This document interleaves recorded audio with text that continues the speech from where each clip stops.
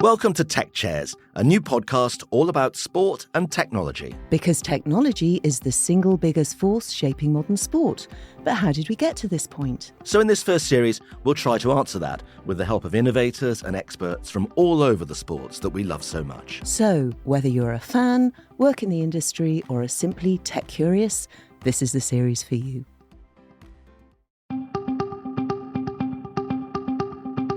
Hello, I'm John Inverdale. And I'm Rebecca Hopkins. And this is Tech Chairs, the first in a 10-part series of podcasts building up to the Sports Technology Awards in New York on the 18th of May.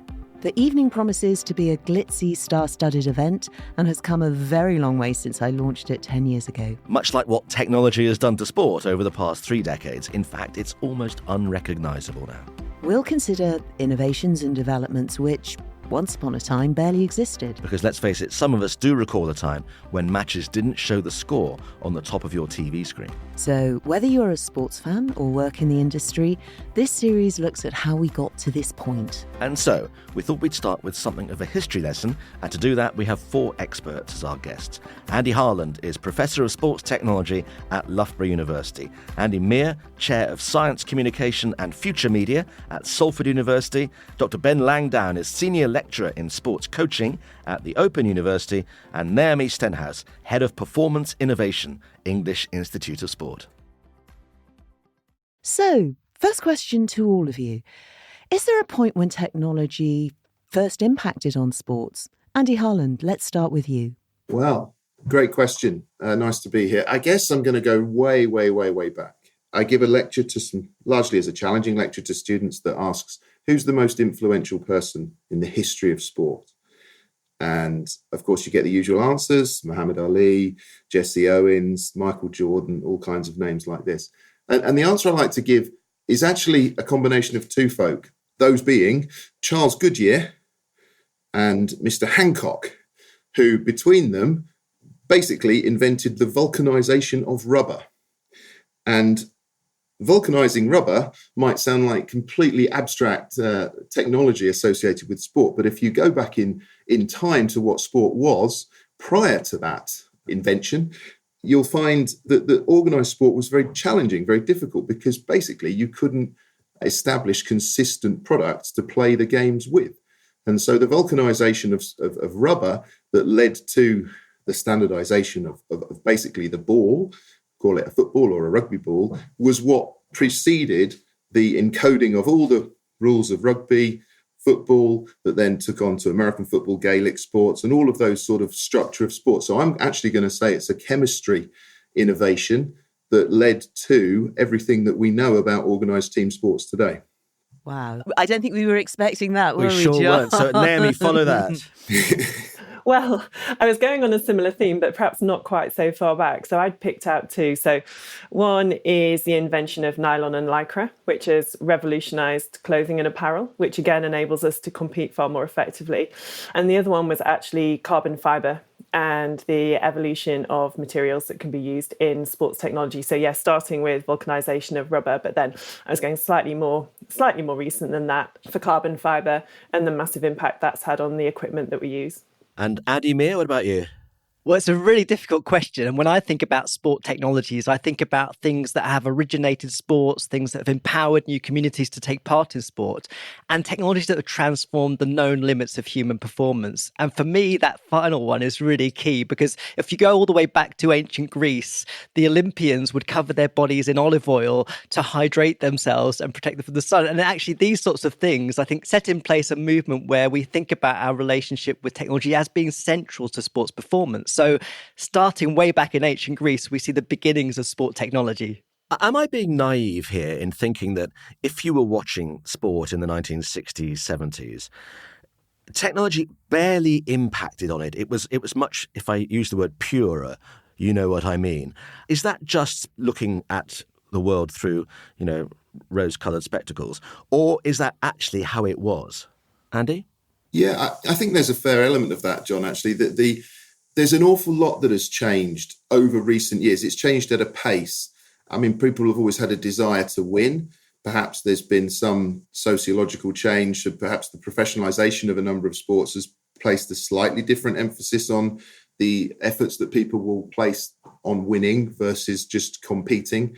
I think the environments have changed massively. The thing that I noticed, I mean, when I think about sport in the 70s, and maybe it's because I look through a slightly different sort of engineering technology lens, I think one of the biggest changes has been the environments that you play sport in.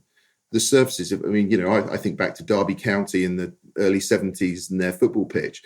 We simply don't see football played on pitches like that nowadays. And, there's all kinds of technologies that sit behind the treatment of grass, all of the systems that go into producing decent grass and the hybrid pitches and so on. And those are sort of, if you like, the hidden technologies that sit behind sport have allowed athletes, be they elite or recreational, to perhaps enjoy sport more, exhibit their skills that little bit more. And like you say, sport has changed. It perhaps is a different sort of product than it was 30, 50 years ago.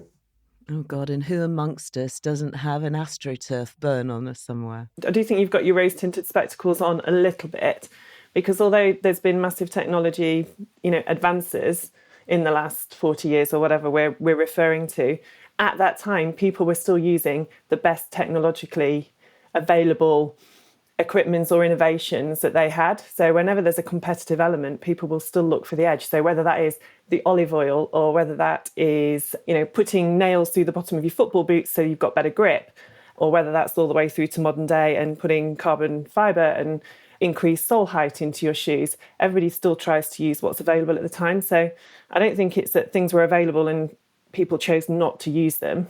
I think everybody uses what's available. I think one of the interesting things that you said, John, was that when you watched television in the 60s or 70s even, and there were so many sports, of course, that weren't on television, my research has led me to actually conclude that the 60s and 70s were a major technological revolution. I mean, coming out of the post-war era, we see the birth of modern sports, I think, as we know them today. So you have things like the creation of the treadmill, or Hinder Miller creating the first jog bra, which revolutionized female participation in sports. So I think there is a huge amount that has taken place. Even things like the vertical ramps in skateboarding, which were a product of the 1960s and 70s droughts in California, which created the sport. So we find all sorts of creative ways in which people reinvent the sport through, I think, a whole range of social conditions. So from what you're saying, our impression nowadays, whether it be with Hawkeye, whether it be with apps or fitness regimes, whatever they might be, the impression now that technology is almost driving sport, strangling sport in a way. To say that that wasn't the case years gone by is to actually slightly miss the point that what technology was available at the time was every bit as important then as a much more sophisticated technology is now. Andy Harlan, would you go with that? Yeah, I think there's an element of truth in what you're saying. I mean, I think the important point to stress is it's almost never the technology that's holding us back. So virtually every technology that has made an impact in sport has been available to humankind before it was applied into sport. There's a classic sort of, if you look at something like the first human-powered flight, all of the technologies that were involved in that were available decades to humankind prior to that.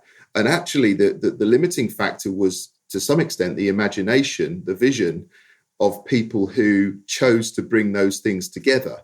So, the world's greatest innovations are always combinations of art and science.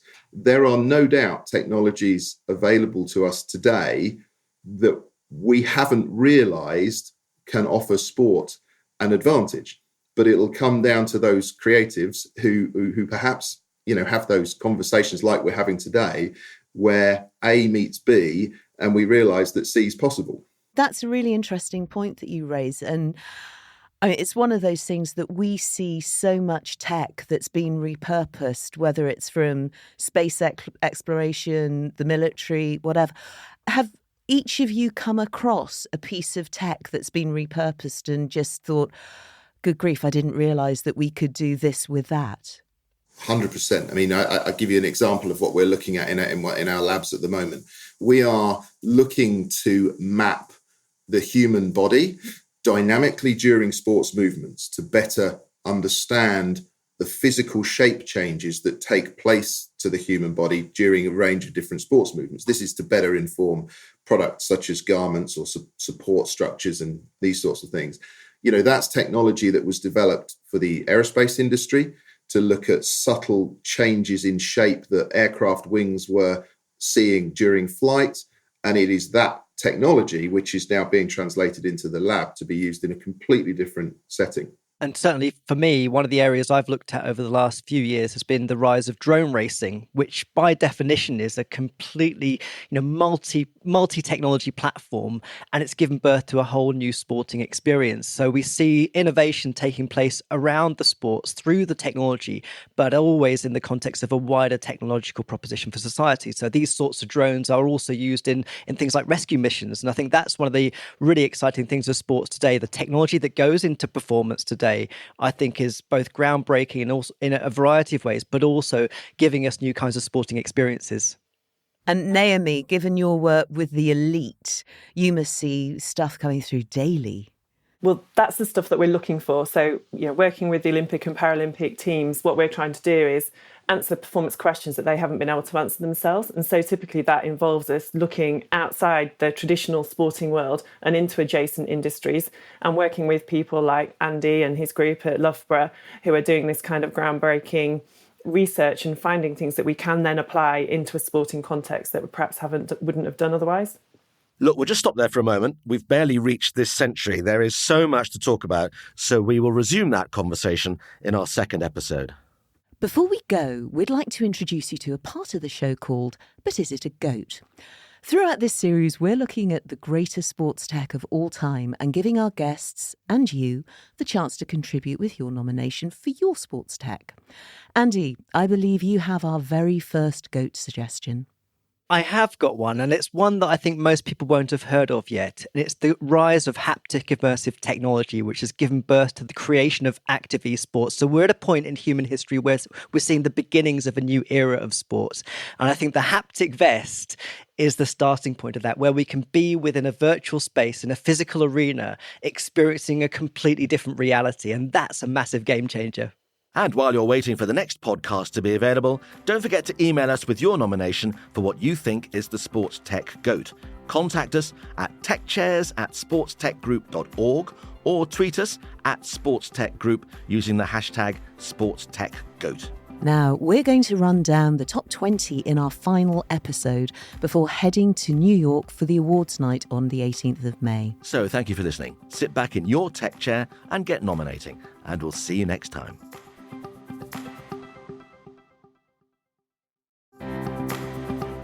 Thanks so much for tuning in to today's episode of Tech Chairs. We hope you found it informative, thought-provoking, entertaining.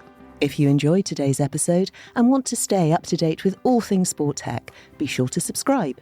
You can follow us on Apple, Spotify, and all good podcast channels. And if you have any feedback, suggestions, or just want to say hello, contact us on Twitter @SportTechGroup, LinkedIn, the STA Group, or by email techchairs@sportstechgroup.org.